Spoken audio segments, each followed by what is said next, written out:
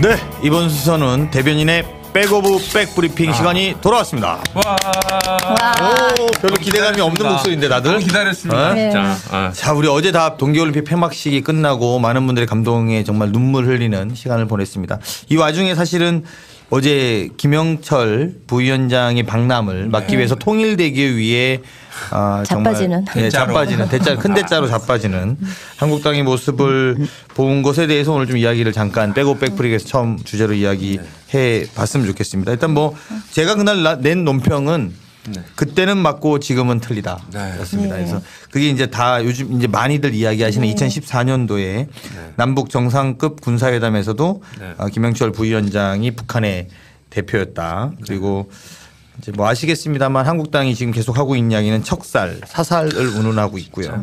또 체포해야 된다. 뭐 이런 이야기를 하고 있는 와중에 그 당시에 이제 새누리당, 한국당의 전신인 새누리당이 남북 대화가 꾸준하게 이어지기를 기대한다는 논평까지 냈습니다. 2014년의 김영철과 지금의 김영철 어떤 차이가 있다고 생각하십니까? 똑같죠. 똑같고 그리고 일단 저는 상황이 다르기 때문에 일단 축하해 주러 왔지 않습니까? 그리고 지금 뭔가 협의를 하기 왔는데 사살해야 된다라는 표현을 하면서 대자로 눕는 거 저는 진짜 어떻게 보면 제가 제 집사람이랑 같이 TV를 보면서 참 모자라다 사람들 이렇게 얘기를 했었거든요. 좀 부끄럽습니다. 세금이 아까워지는 순간이라고 제 집사람이 코멘트를 하더라고요. 남북 장성급 군사회담이라서 군사회담이니까 괜찮다라고 보수 언론에서는 또 이야기했는데요. 우리 박경미 의원은 어떻게 생각하세요? 어저께 음모론까지 얘기를 하더라고요. 9시 5분부터 컬링 시작했는데 그 시간에 맞춰서 방남을 하게 이렇게 플랜을 짜서 국민들의 모든 시선이 컬링으로 가 있을 때 돌았네요. 대박이네 대박이야. 정말 별별 음모론이 다 난무를 해서 정말 막말도 전염이 되나. 김성태 원내대표가 막말을 하니까 장제원 이분 수석대변인도 예전에 바른정당 가고 그랬을 때는 살짝 뭐 좀 합리적인 듯도 했는데 수석대변인 되면서 보니까는 정말 그 전염성이 강한지. 합리적인 척을 한 거예요. 지금 민낯이 드러나고 있는 거죠. 지금이 본 모습인가? 그럼요. 그게 이런 척하긴 쉽지 않아요. 그렇네. 이게 본 모습이구나. 이런 척하는 건 쉬운 게 아니에요. 이건 제정신이면 이런 척 못하지. 정말 드러눕고 정말 그쪽 원내대표가 우리 대통령님한테 뭐 망나니 짓이라고 하고 또 수석대변인 뭐 이적행위 뭐 이런 표현 쓰고 정말 점입 가경입니다. 네. 일각에서 보수 언론에서 그때 2014년과 지금하고 뭐가 다르냐. 그때는 맞고 지금 틀리다는 논리가 틀리다라는 논평 이후에 그때는 장성급 군사회담이기 때문에 김영철이 있는 게 문제가 안 됐고 판문점의 남측 부분에 있었기 때문에 문제가 안 된다라는 논리로 펴고 있어요. 그러면 이제 제가 다시 여쭤보고 싶은 건 또 이제 그렇다면 이제 뭐 그거는 그것 자체로도 말이 안 됩니다만 군사회담을 하러 온 전범을 만나면 그걸 빨리 체포하고 사살해야지. 그때도 못하는 거를 그것도 뭐 제가 따질 말이 충분히 있습니다만 또 하나 더 우리가 따져봐야 되는 건 2014년에 인천 아시안 게임 때는 황병서 인민군 총정치국장이 왔습니다. 그때 우리 김무성 대표가 버선발로 뛰어나가서 악수하고 이랬었어요. 버선발로. 근데 그 사실은 황병서 인민군 총정치국장은 연평도 포격의 주범입니다라고 그렇죠. 이야기하고 있습니다. 그런 부분이 아시안게임 와서 돌아다니는 건 아무 문제 제기 안 하고 지금은 본인들이 뭐 정말 척살 사살 운운하는 것은 저희들로서는 되게 이해하기 어렵다라는 거고요. 사실 이런 논리로 따지면 우리가 여기까지도 갈 수 있습니다. 1987년에 칼기가 폭파되고 그 테러가 있은 이후에 잡혔던 김현희 씨가 그거를 주도했던 주범은 김정일이다 이렇게 발표를 했었습니다.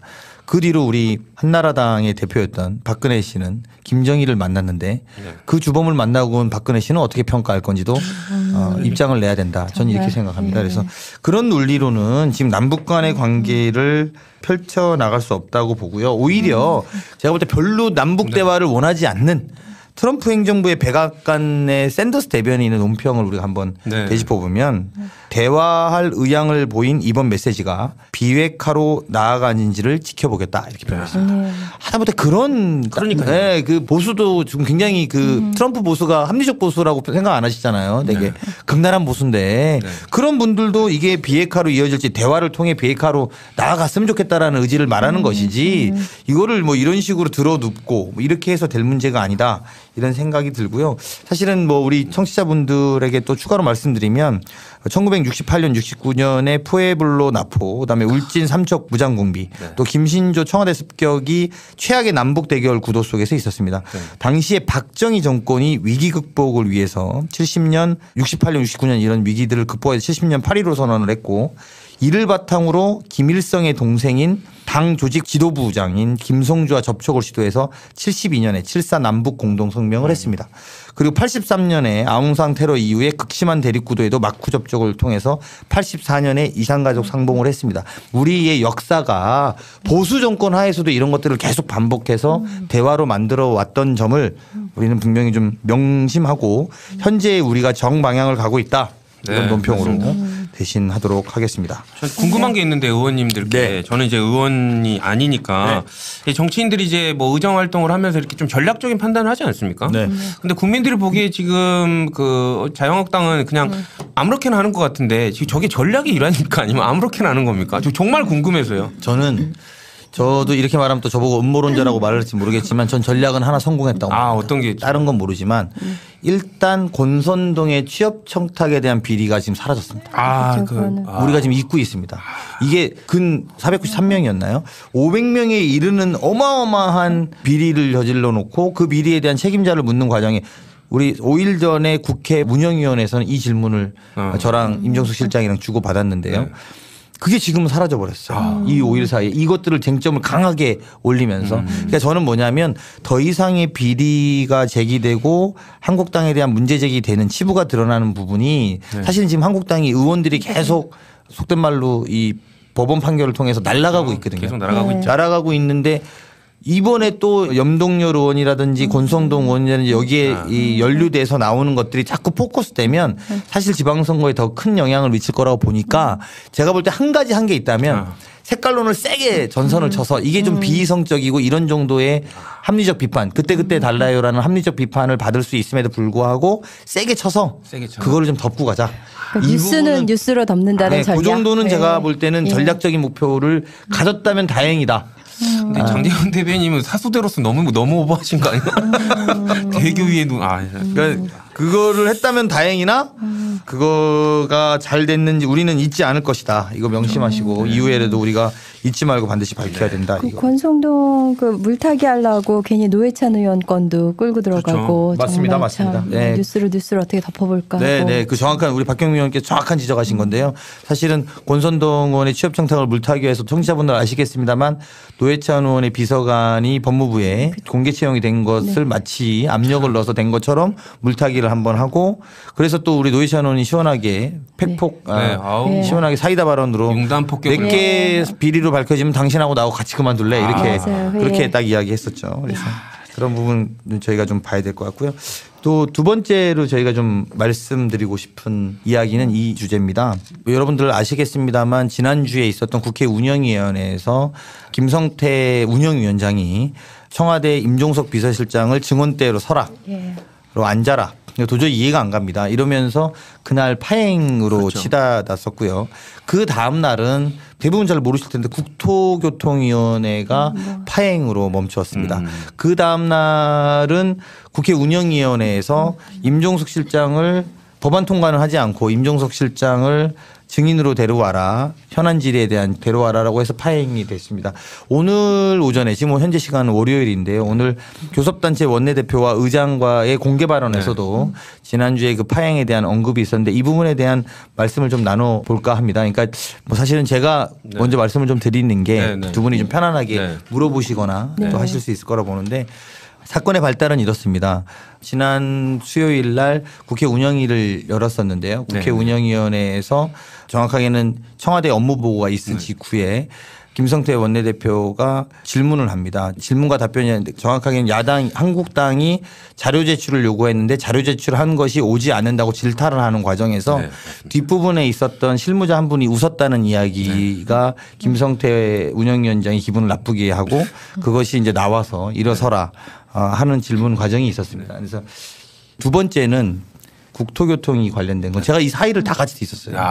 제가 이 사이를 운영위원회고 국토위거든요. 같이. 다 보셨네요. 그러니까 지금. 가까이에서. 그래서 제가 이게 진짜 빼고 빼기인데 그래서 첫날은 그냥 군기잡기였다. 그러면서 본인 워딩이 뭐였냐면 운영위원장의 권능에 도전하느냐. 뭐 왕입니까? 뭐죠? 이게 첫 번째 권능입니다. 권능 시리즈 1번. 권능 1번. 네, 권능 시리즈. 제가 권능 시리즈 오늘 4편까지 말씀드리려고 그래요. 그래서 이건 진짜 빼고 못 빼. 딴 데서 못 네, 들어. 아, 그렇죠. 운영위원장의 권능이 그래서 우리 당시에 여당 의원들 도대체 운영위원장이 무슨 권능이 있느냐. 같이 위원이고 위원 중에 회의 주재하라고 뽑은 사람 아니냐라고 문제제기를 강력하게 합니다. 했더니 무슨 소리 하는 거냐. 이렇게 해서 운영위원장의 권능 시리즈가 첫 번째로 나옵니다. 두 번째 날 국토교통입니다. 해당 상임위 오전 10시에 열렸는데요. 그대로 열렸고 제 맞은편에 김성태 의원이 앉아 계십니다. 네. 김성태 의원께서 갑자기 올라온 법안과 결의안들을 이렇게 자료를 보시더니 옆에가 박덕흠 의원이라고 네. 그 이제 국토위의 간사인데 그분한테 뭐라고 이야기하시더니 막 약간 언성이 높아지시더라고요. 그러더니 갑자기 일어나서 조종식 위원장, 국토교통위원장한테 가서 해외 건설인 뭐 그렇습니다. 그래서 뭐라고 하시더니 밖에 나가서니 문 밖으로 나가더니 여당의 간사와 같이 나가더니 소리가 막 높아져서 와 소리가 나는 거예요. 그 내용이 제가 알아봤더니 해외 건설인의 날을 네. 국가지정기념일로 만들어 달라고 하는 본인의 결의안이 있었는데 그게 여기에 안 올라왔다는 겁니다. 그래서 그다음부터 이제 저희 여당 의원들이 팩트 체크를 하기 시작합니다. 네. 해외 건설인 날이 왜 필요한가? 그래서 먼저 우리나라 건설과 관련된 국가지정기념일은 어떤 게 있는가 봤더니 우리나라는 건설인의 날도 없습니다. 근데 해외 건설이는 근데 해외 건설인. 근데 본인이 참고로 해외 건설인 출신이시잖아. 80년도에 무슨 50도 되는 그 어디 사우디 가서 뭐 본인이 하셨다면서. 사우디에서 건설했던 노동자 출신이다 이건데. 되게 자랑하시잖아요. 네, 그거 굉장히 자랑하시는데 그래서 갑자기 해외 건설인. 근데 여러분들이 아셔야 되는 건 왜 그러면 해외 건설인에 집착하느냐. 네. 이게 그런 국가지정기념일을 만들면요.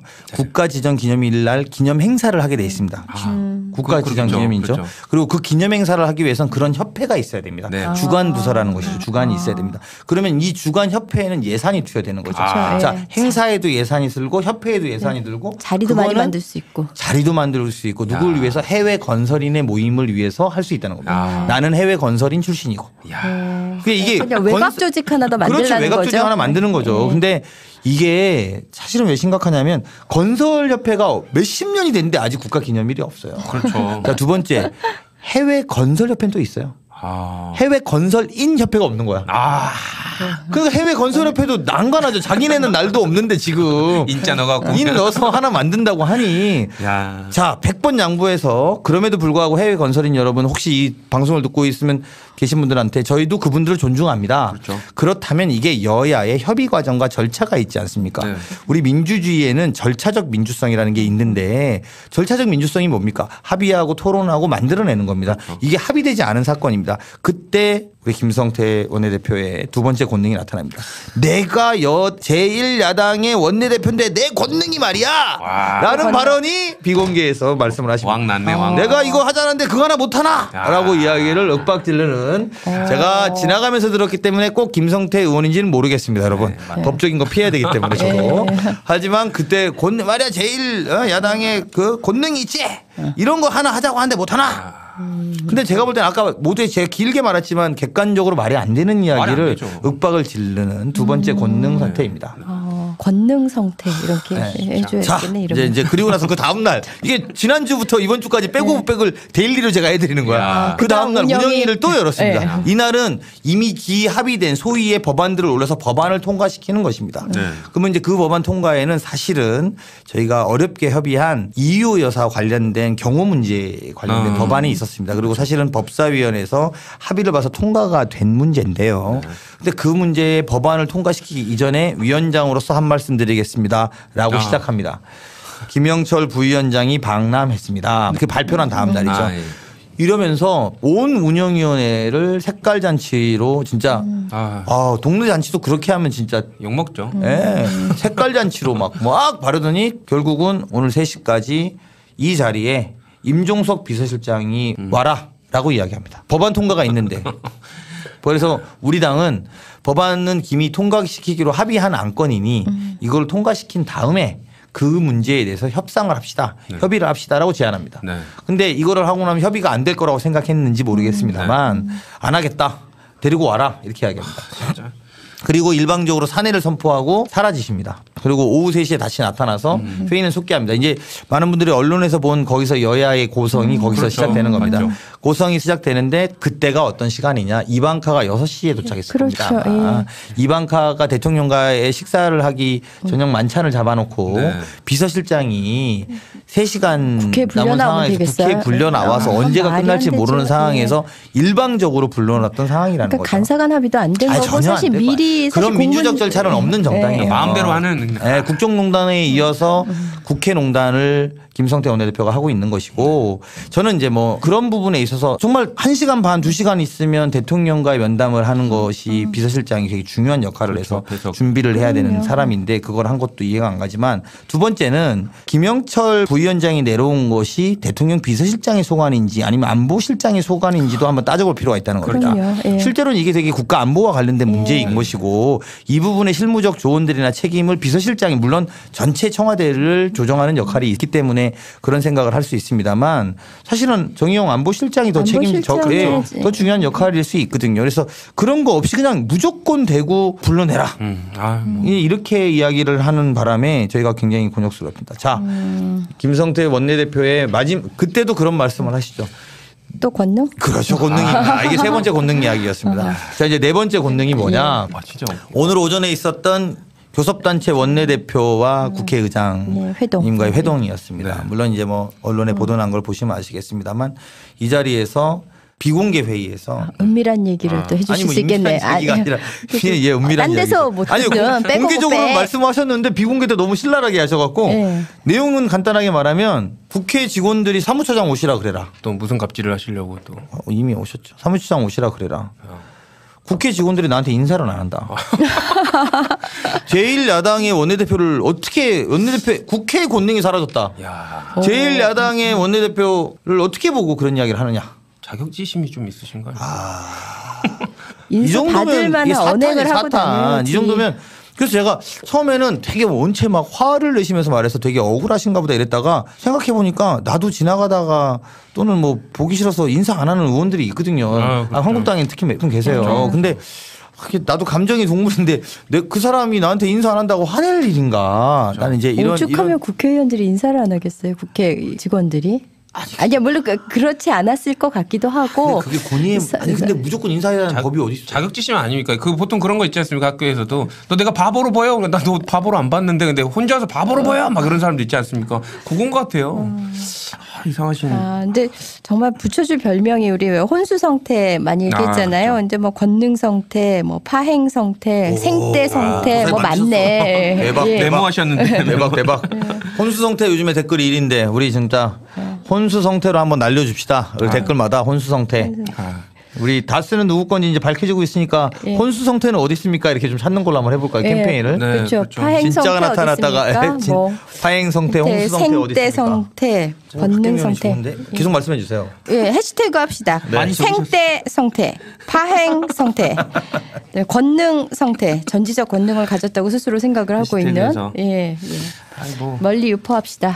저는 이제 뭐 정치인이 아니니까 모르겠습니다만은 김성태 의원이 진짜로 야당의 제1야당의 대표라면 좀 국민들을 최소한 자기 편한테는 조금 납득이 되는 행동을 해야 될 텐데 이건 뭐 말이 안 되는 행동을 하시니까. 글쎄요. 지금 그 혼수성태 저런 작태에 대해서 박수를 쳐주는 아주 일각의 극소수 팬들이 그 있죠. 지지자들이 있나요? 그들 결집 효과는 있는 건가요? 그러니까 저는 왜냐하면 저는 잘 모르죠.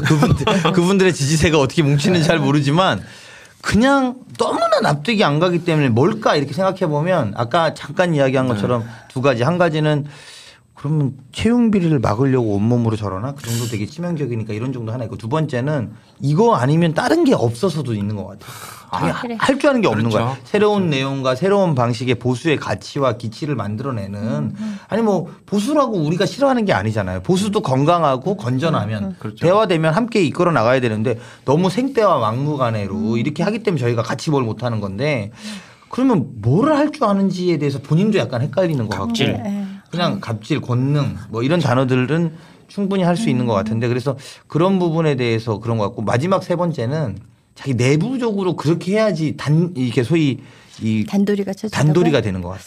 아니면은 이게 끌고 나가는 나는 최선을 다했다. 내가 의학의학 악쓰고 깽판 났다.